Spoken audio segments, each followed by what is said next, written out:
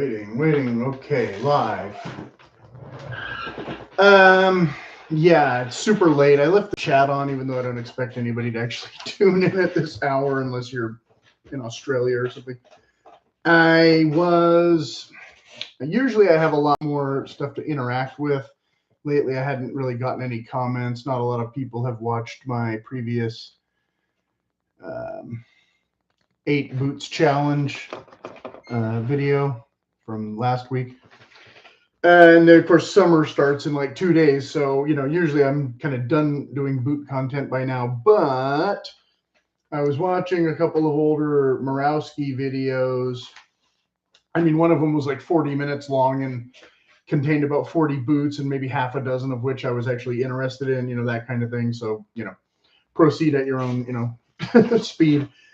But I was looking at some other ones and trying to think. He was talking about the white smoke jumpers, so I was kind of doing a comparison pricing between nicks and whites. And I've already done kind of videos about nicks and whites, because they're the two companies I have, I guess, the most boots from. In terms of the heavy duty categories or whatever. So I wanted to get this video out before the weekend to, notify people if you're new to this world or this channel or whatever, that, now would actually be a good time to place an order if you are interested in either of those companies, because they both have a sale. And the whites are a little more expensive, but they give you a bigger discount. So they come to almost the same price. So it's comparable. You can navigate that.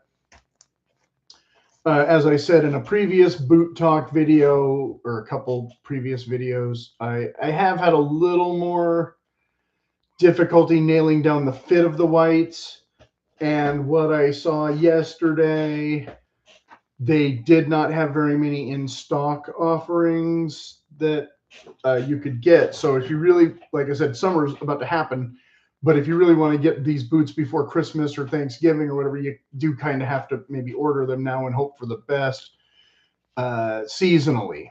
So that's kind of the thing. Nick's lead times have, kind of exploded in the last couple of years. And he did Rose Anvil video. They did just come out with their new offering today, which will certainly draw some new customers into that. So you have to get in line behind them, even if you're not interested in the Bear Slayer model or whatever. And I didn't have a ton of notes about the Bear Slayer model. I'll just go into it right here because I watched, I don't know, three out of the 4 videos, or part of 3 out of the 4 videos. So I was curious if he was diplomatically throwing JK Company under the bus now. A lot of people have, kind of turned against them as they've become more, I don't know, fashion forward than heavy duty or something. I'm not exactly sure. Although I would say that's an argument you could make for both Nicks and whites. And even Morawski was saying whites was doing that 6 years ago. So, whatever. I'm not going to, but he's, for whatever reason, changed from JK to Nicks boots to make these new edition model of the hunting style thing instead of the heavy duty work style thing, blah, blah.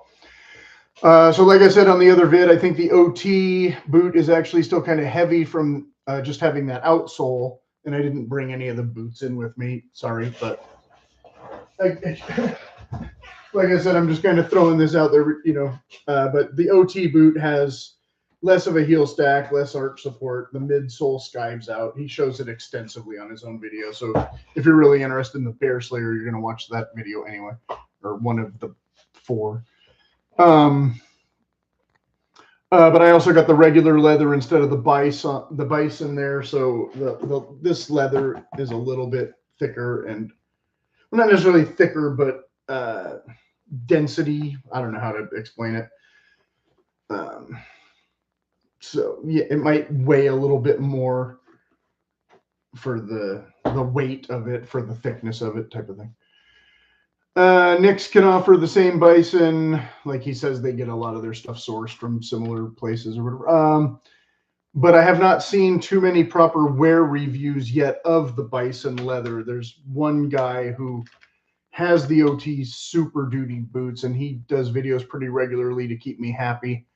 But he hasn't done one since like February, I think. Some companies, I think, have argued that the taper midsole is a mistake. So not sure about how they feel about removing the midsole altogether, but clearly some weekend, type hiking friendly boots are not meant to be as durable as, as possible, like the Builder Pros that Murawski, still lists as his top 5 boot or whatever. Or at least he did 3 years ago or whenever that video was. Although I don't know if he ever got around to wearing the smoke jumper as much like he promised, so maybe he changed his opinion and prefers one to the other more now. I don't know. As I've said before plenty, I got the OT for warm weather hikes use, and yet likely will never use it for that scenario now, just like I said in the last video. Just recently I went hiking and I wore the whites Hawthorne model that I got used. Right, but I still wonder if durable and supple quite offers enough support as opposed to the midsole. And such still around the ankle. Oh, also is, yeah, when I was complaining about the other boot, when it's broken in, mine was broken in by somebody else, but it really is saggy and not as supportive in here as you might want or expect from, oh, my viewer went away. Oh, that was quick. Yes, this is a boot channel. I'm talking about boots. Well, it's not only a boot channel, but here we are. Anyway, support around the ankle after some minor wear, whereas the bison, like I said, I don't know how that holds up compared to a thicker, heavier work leather. Or not necessarily thicker, but definitely denser, I guess, or however you figure. The white, as he shows in the video, the shrunken bison being pebbled and meant to, really break in easy and conform, without as much rigidity. But rigidity is kind of what you usually want in boots. But I did buy a pair of the bison boots, but I haven't really worn that pair of boots, and I don't know if I would, like I said, I don't know if I'd want to use them for hiking purposes yet either. Whereas the OT boots, it's more the weight and the lack of arch support and some other factors, kind of a sloppy fit and da-da-da-da-da. Although I do usually want more toe room than less. So maybe I'm wrong. Maybe I will end up using them as hiking boots eventually one day. But right now I don't need them because I have plenty of other useful things. Broken in boots can be a liability no matter how much one brags about how they've had, that pair for X number of years and they're still going strong, etc., etc. I was asking about the pivot points. Okay, so yeah, these boots do not have any of the cutaways that some of the other models. Again, I don't have all the models in here. I only have these in a pair of cowboy boots right now because I was just going fast to get this started rather than collecting all this stuff. If you tune in next week, I'll be doing a spoiler alert and an unboxing, and maybe I'll show off more of the boots then, especially the whites. The Rosanville Drifters again, but I've already done like 3 videos about those. So I was asking about such pivot points a couple of years ago and on these kind of channels, and nobody would answer me except for the traditionalist guys who totally object to that kind of thing, especially for PNW. But then again, PNWs aren't the oldest type of boots in the world, but they are, pretty consistent. But you can see where that, pinch points and things can be a problem, yada, yada. But they would say, purists want none of that because they create fail points, more easily, more readily, supposedly, where the leather can tear with repeated use, even if it's this thick and heavy duty, I guess. So in the other video, Rose 2 video 3, the other company officially out of favor. I asked that twice, and then he said they were going to be the perfect boots for him, but without the arch support and midsole or whatever. I don't know that makes them a perfect PNW boot. It makes it, like I said, according to purists, kind of the opposite. This was in my, okay, the bit I argued with a guy about the fire boots in a previous video, so I'll go into it less in detail here. But an older Nick's video where I was joking, it only took you 60 years to figure out that water immersion is bad for boots, like leather.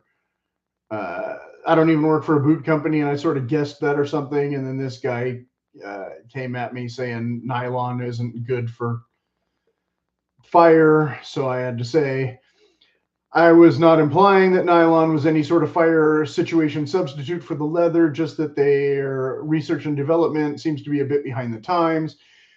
The other guy's vids more recently, repeatedly, he's groaning about how they no longer offer the McKay lock stitch, which is a stitch in under the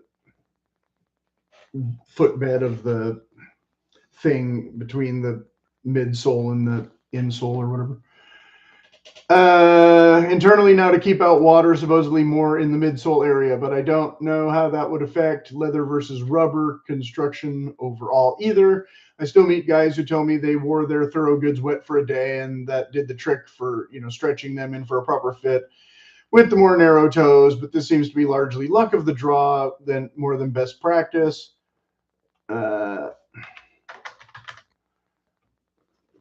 And likely I would likely not want those boots for heavy duty use anyway, because again, that tumbled leather is not going to be as supportive as something like this, even if no firefighting is involved. Also, it does not help that he does not tell us what other companies were those other boots or how they got on a fire line in substandard rated footwear. That was somebody else had sent in their boots to Nick's, and that was what prompted the video. But he had said other guys were wearing boots that were all terrible, and that his did great comparatively. Unless Nick's have some magical property, water repellency leather, then we're just back to luck of the draw in these instances versus those other companies. If they're wearing Carolina or Georgia Lager or even Red Wing, then the leather will not be as thick off the get-go for starters. But if they're wearing the less expensive whites, Hawthorne or Patriot or JK, then how the leather is that much different than a less expensive, or sorry, not a less expensive, how much different than from Nick's. Again, the JK, some of the leather is, I know, similar, but the Patriot is supposedly like the best bang for your buck out of the batch, but they don't come in my size, which is why I got those whites used. And they are not, I don't think, as thick as this leather to begin with. This would be useful info for Nick's to provide in video instead of me. That's why I've always had problems with their marketing. So I'm waiting for that other guy to buy the Nick's and tell me and compare them to his JKs and his other brands, whites and West Coast and whatnot, and tell me why the savings is not really there compared to the other three brands that he recommends more. So like I said, I'm not really going to go too much into that again. I think you get the idea.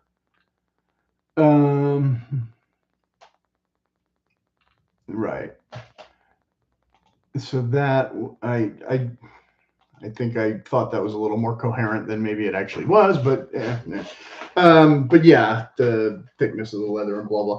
The problem I was having yesterday though was I was not looking. Like I said, I started off looking to compare this to the smoke jumper, and then I kind of got bored and didn't bother to really do that, and I was more interested in a couple other things. As I had done a few months ago, and I talked about this in one of the Bewt Talks, I had gone to the Baker's website and tried to figure out what was the difference of all the prices of all the different whites boots, and I kind of came up lacking in definitive. I would have to call and ask more questions, and I still haven't because I already have these. So again, I have 3 pairs of Builder Pros. I'm not going to need those for a while. But I'm always, curious about the differences in the thing and this and that. But those, I was looking at models more to compare with the cruisers or the cutters. I think the cruisers are the pair that I have that are the lace to toe. And so again, last night I was kind of doing the same thing because the Hawthorne boots that I have are also lace to toe, and they're black. And I don't wear black boots very often, but I was kind of thinking I was on the market for some. I did buy that one pair of Wolverines at Christmas time that I didn't end up wearing because they were waterproof and they were a little bit pricey for what I wanted to spend, and yada, yada, yada. So it's like I don't have any black boots, but I didn't end up wearing them all winter because we barely had any rain here. And so then on the Nix site, though, again, if you want to take advantage of the sale price, again, what they have in stock, they were offering free shipping on the quick ship, which is nice, but they don't have a lot in necessarily quick ship, or sorry, not quick ship. I always say quick ship meaning in stock when they're two different things. Quick ship means priority build. It doesn't mean they necessarily already have them built. Okay. But it had the same problem. There was the Robert, the Prospector, and the Palisades were all kind of similar. And the Prospector seemed to have more of a sprung toe than the Robert, but I couldn't tell if the Palisades had a higher heel than the Prospector, maybe a smidge. So I thought maybe the Palisades would be the one that I liked the most, but then I thought maybe the Robert would be the one I liked the most. Anyway, so I was going through and couldn't quite figure out which of the 3 I would most want to custom or made to order them, even if they were offered as a quick ship. But the quick ship usually is kind of leather specific. Like if they're trying to blow out of a specific leather, then they'll offer it because they want to just clear up that space in the warehouse or whatever. Get that out of the storeroom, get it made into boots and shipped out type of thing.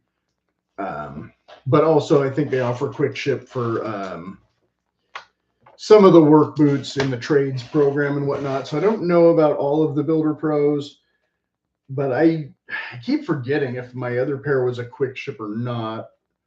I think these were the quick ship that I did, which is how I ended up with all the speed hooks, because I'd used this as a test boot just to get the sizing down. And that's the kind of thing I recommend. That's part of the reason, like I said, I'm making this video. It's kind of hard to do, to try and get the sale price and get the Father's Day and get the thing. So if you're doing an MTO, if there's a ready-made in stock boot available, if you can order that first and try them on and see how that fit is, to compare to making MTO boot, you're even a quick ship one, you're better off. But they will rebuild a quick ship one because, like I said, if you order an in-stock boot now, you're still not likely to get it before the sale ends. So either or, I guess, and hope for the best. But then even with a quick ship, you might be waiting like 2 months or something before you get your boot. And then if you have to get it rebuilt, then you're at the back of the line and you have to wait like 6 months or whatever, like I did. So you might have waited too long, but you could still try it, because if you put in the order now for an MTO to get the sale price and order an in-stock boot that happens to be in your size, you can likely have plenty of time to go back and modify that order if you think the fit is going to be wrong based on the boot you've got. And of course, if the boot you've got is good, maybe you want to keep it, but if it's not good, then hopefully you can just return it and only have to buy one boot that will hopefully be the correct size. I don't know. Like Truman Boots was doing a lot of all sales final things a couple years ago, back when I was kind of really into Truman Boots. I don't think you have that problem so much with Nix or whites, as long as you don't wear it, outdoors off the carpet, that kind of thing. You can wear them. You can wear them a little bit and get the idea if they're really going to fit or not, to a point.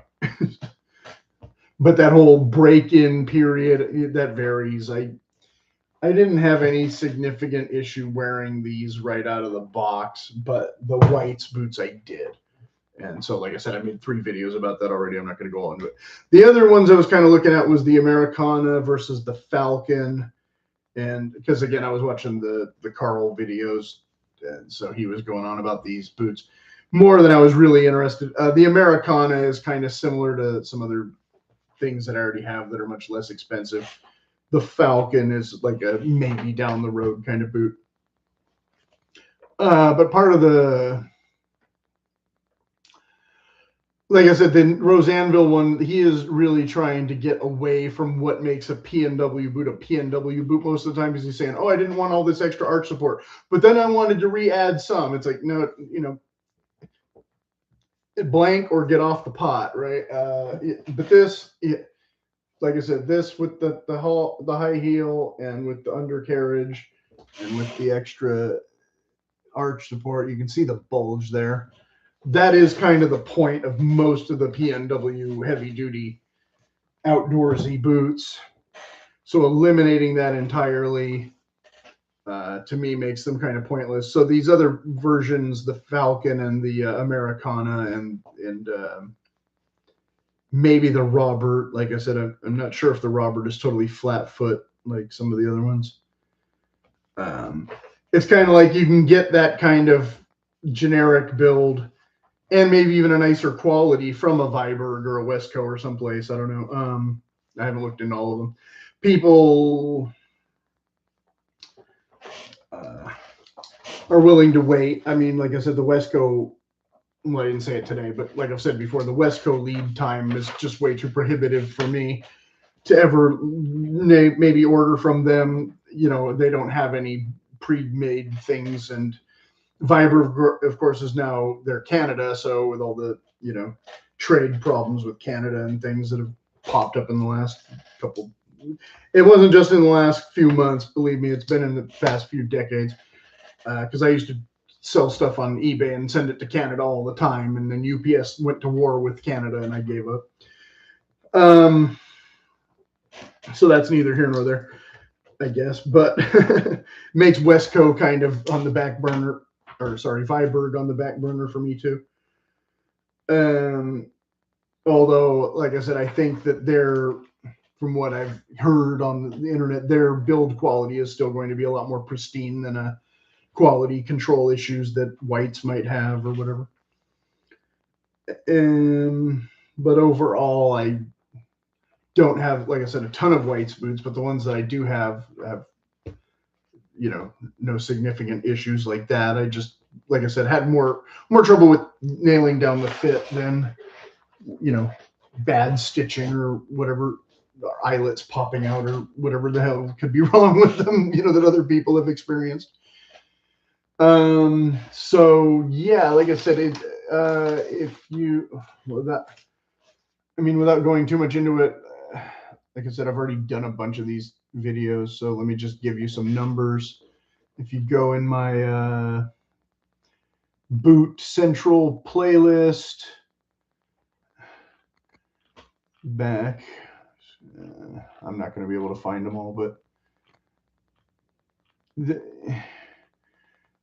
Wolverine DuraShock unboxing was episode 271, so let's just start there. Nicks versus whites, one of them was 259, so episode MTO guide tips, 49-minute video about all this kind of stuff. So like I said, I'm not going to go all into it again. You can watch that. There's another one. Coffee with Carl Iron Snail Wesco collaboration, episode 251. Let's see. Nick's Handmade Builder Pro MTO unboxing. That was the mock toe ones, not these. Episode 228. And I had to, like I said, I had to reorder those or rebuild those because they were way too narrow the first time. 192 arch support PNW boots. So that's another one about talking about the difference between the Nicks and the whites pretty specifically. Let's see. More boot talk. Rosanville boots I don't think that one's as useful. Nick's Packer boots. Okay, so another MTO unboxing. I had a couple pairs of those, but this is 189, so chapter 180. So like I said, I've covered this. And then here, White's Boots Fit Sizing Guide Attempt, episode 171, 30 minutes long. So yeah, like I said, I'm not gonna restate or try to remember everything I said in these videos. And you can scroll back even farther if you want and find other useful things. The other Packer boots video, 131. Nick's Handmade White Semi Update Practical Style Journey, 118. So again, about the heavy duty logger boots more than, again, the more fashiony ones. The Shrunken Bison ones, episode 107, that only has 30 views. I don't know how that still only has 30 views. Watch that one, somebody, and talk about the Shrunken Bison finally.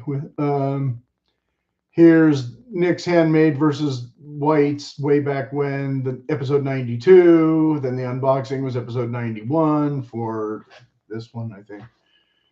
And then the other, oh, yeah, okay. And then the original Roseanne, I'm not going to go into that. Okay. So yeah, so like I said, I've covered it. But like I said, I wanted to get this out here for the holiday, for those of you who might want to try and take advantage of that pricing. You know, if you want to watch my video first, or just call them and try and get them on the phone, but they might be inundated with calls already because of the Roseanneville thing. So you might have a tough time getting them on the phone tomorrow. I don't know if they're open on Saturday. I don't know. I'm not an employee. Good luck. Maybe an email is better. I don't know. I usually do the phone. Just because I,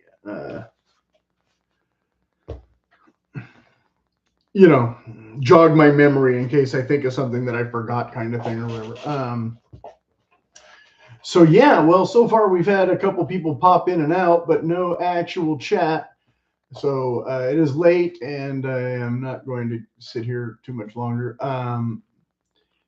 As always, I activated the Buy Me a Coffee feature if you're feeling generous and want to contribute to my Boots and Hats fund or whatever. And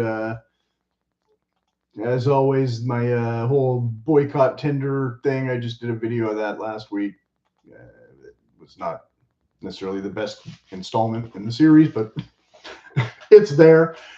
And if you want to see something other than just boots, but judging from like I said, the reaction to my previous installment, Dream On, I guess. It's getting into summer, but some of you will still be wearing boots or ordering boots or something. So yeah, the last challenge was 348, the finale there. But I didn't really wear any logger boots much, like I said, just the one pair hiking. Let's just say, oh, hi, the average person doesn't need PNW. It is overkill. Well, yeah, heavy duty ones, I agree with you. But that's why I was talking about other models like the Falcon and the Robert and whatnot that aren't overbuilt. And that's also why Roseanneville scaled down the boot to more of a, I don't know if it's more like a combat boot or not. But combat boots have mostly turned into more like sneakers. As opposed, and nylon construction as opposed to the leather ones from the the 1960s and the post World War II. World War II being the shorter height, and then the taller ones came toward the end of the war or whatever. But I do agree that, again, I meant to mention Grant Stone earlier, like, they'll definitely make you a service boot for a lower price. But they're giving you the leathers that they want to offer or whatever, whereas the other companies, you get to kind of choose your own leather a little bit more, that type of thing. But the Grant Stone leathers will typically more fancy options like the kudu and the ostrich and all that kind of thing. Okay, so I'll sit here for another few seconds before I sign off if my new viewer has another question or anything. Otherwise, I was about to give it up and let you all go back and watch it from the beginning or whatever. And so, yeah, 3, 2, no. Okay, have a nice night, everybody. Leave a question in the comments, and I'll get back to you over the weekend if you think of something.